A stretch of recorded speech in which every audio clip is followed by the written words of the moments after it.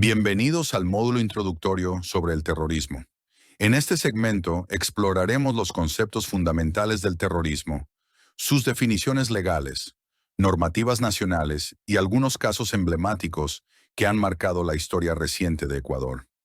El terrorismo y el crimen organizado representan amenazas críticas para la seguridad global y se puede advertir que ha tenido un resurgimiento a nivel regional debido a diferentes causas.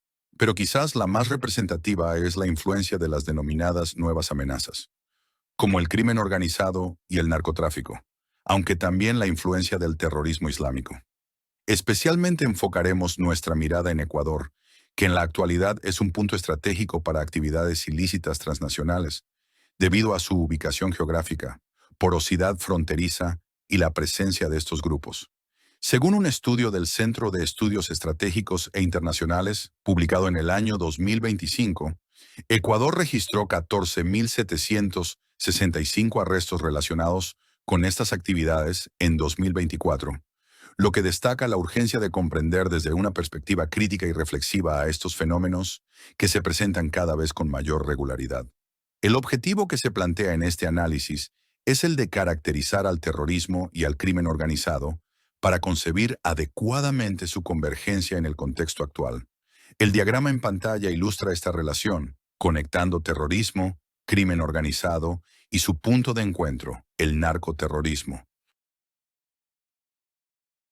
En Ecuador el terrorismo está rigurosamente definido en el Código Orgánico Integral Penal, específicamente en el artículo 366, promulgado en el año 2014.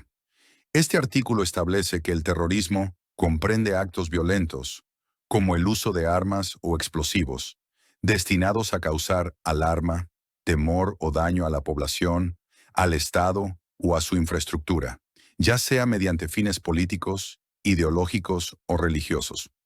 La pena asociada a estos delitos es de 10 a 13 años de prisión, lo que advierte la gravedad de este tipo de delitos. Un ejemplo paradigmático es el ataque a TC Televisión en enero de 2024, perpetrado por el grupo de delincuencia organizada Los Tiguerones, que irrumpió en una transmisión en vivo para intimidar a la sociedad ecuatoriana. Este acto de amedrentamiento que pretendía intimidar al Estado y a la población ecuatoriana desencadenó respuestas gubernamentales inmediatas y posteriormente la declaratoria de la existencia de un conflicto armado interno por parte del presidente de la República, Daniel Noboa, como analizaremos más adelante. La lista en pantalla resume los elementos clave de esta definición, destacando su propósito de desestabilización. Cabe destacar que también han existido posiciones contra estas acciones por parte de la oposición política, generalmente grupos vinculados a la izquierda o autodenominados como progresistas, y algunos sectores sociales relacionados con la retórica de la defensa de los derechos humanos, pero afines a quienes cometen los delitos. Pero la mayoría de la población ha estado de acuerdo con la posición del gobierno de Noboa en contra de estos grupos armados que cometen actos terroristas. A nivel internacional, la resolución 1566 del Consejo de Seguridad de las Naciones Unidas, aprobada en el año 2004, define el terrorismo como aquellos crímenes que se cometen en contra de la población civil, diseñados para intimidar a la población o influir en políticas gubernamentales. Esta definición evidencia de manera clara la intencionalidad de quienes cometen estos actos para generar caos social o político, distinguiéndose de otros delitos fundamentalmente por su duro impacto psicológico. Un ejemplo muy claro se puede tomar de los atentados del 11 de septiembre de 2001 en Estados Unidos, los mismos que se constituyeron como un punto de inflexión en la seguridad global. Al respecto, la ONU advierte que el terrorismo trasciende fronteras y para ello requiere de cooperación internacional que generalmente ofrecen grupos extremistas afines. El diagrama de proceso en pantalla muestra cómo esta definición ha permitido sentar las bases para el desarrollo de la normativa que rige en el Ecuador con respecto a los actos terroristas. Claro está que aún debe ser desarrollada de mejor manera para fortalecer las acciones que se ejecutan en contra de este flagelo. En contraste con el terrorismo, el crimen organizado se centra en beneficios económicos. La Convención de Palermo de las Naciones Unidas lo define como un grupo estructurado de 3 o más personas que cometen delitos graves, como narcotráfico o trata de personas, para obtener ganancias financieras. En Ecuador, el Código Orgánico Integral Penal, en su artículo 369, penaliza la asociación ilícita para delinquir con fines de lucro, con penas que van desde los 7 a los 10 años de prisión. La pirámide invertida en pantalla ilustra cómo esta definición del crimen organizado se traduce en la legislación ecuatoriana y su aplicación práctica. Según el Observatorio Ecuatoriano de Crimen Organizado, OECO, 2025, el narcotráfico representa el 23% de la incidencia delictiva en el país. Un caso representativo es el de los Choneros, una banda criminal que coordina rutas de cocaína desde Guayaquil hacia mercados internacionales, generando ingresos millonarios, pero también cometiendo todo tipo de actos para garantizar la efectividad de estos actos ilícitos. Así se cometen: extorsiones, sicariatos, coimas destinadas a la corrupción, delincuencia común, microtráfico, etc., por citar solo algunos. La distinción entre terrorismo y crimen organizado radica principalmente en sus objetivos. El terrorismo busca fines políticos o ideológicos, como desestabilizar gobiernos, mientras que el crimen organizado persigue beneficios económicos. Sin embargo, en Ecuador, esta línea se difumina con el narcoterrorismo, donde grupos como los Tiguerones emplean tácticas terroristas para consolidar el control de territorios dominados por la mafia y la corrupción que les provee de control económico y protección de sus negocios ilícitos.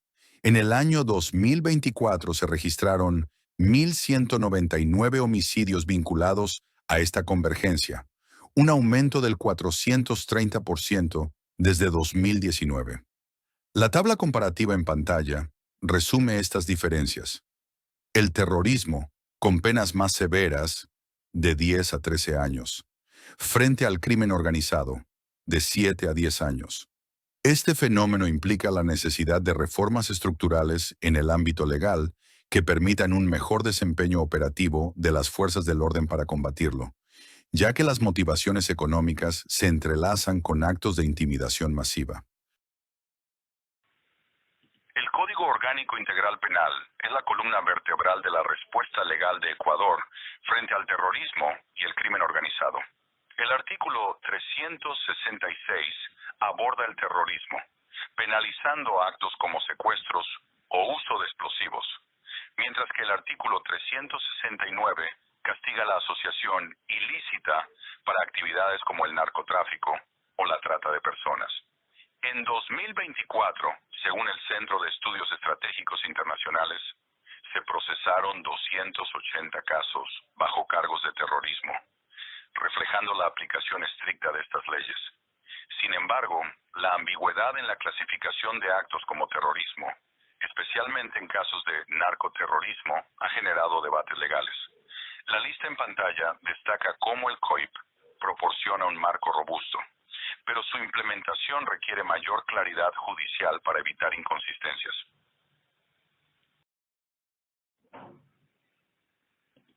El decreto ejecutivo número 111, promulgado en 2024 por el gobierno del presidente Daniel Noboa, marcó un hito en la lucha contra el crimen organizado al declarar un conflicto armado interno y clasificar a 22 grupos de delincuencia organizada como organizaciones terroristas, permitiendo la intervención de las Fuerzas Armadas sin estado de excepción. En el año 2025, los decretos 517 y 93 ampliaron esta lista, incluyendo al Tren de Aragua y el Cártel de los Soles. Estas medidas han resultado en 14.765 arrestos y una reducción del 41% en homicidios, según el Plan Phoenix 2025. No obstante, Human Rights Watch en el año 2024 reportó que hubo algunos abusos durante los operativos ejecutados por las fuerzas del orden, como detenciones arbitrarias y exceso uso de la fuerza. El diagrama de flujo en pantalla ilustra esta secuencia. desde el decreto hasta sus resultados y controversias.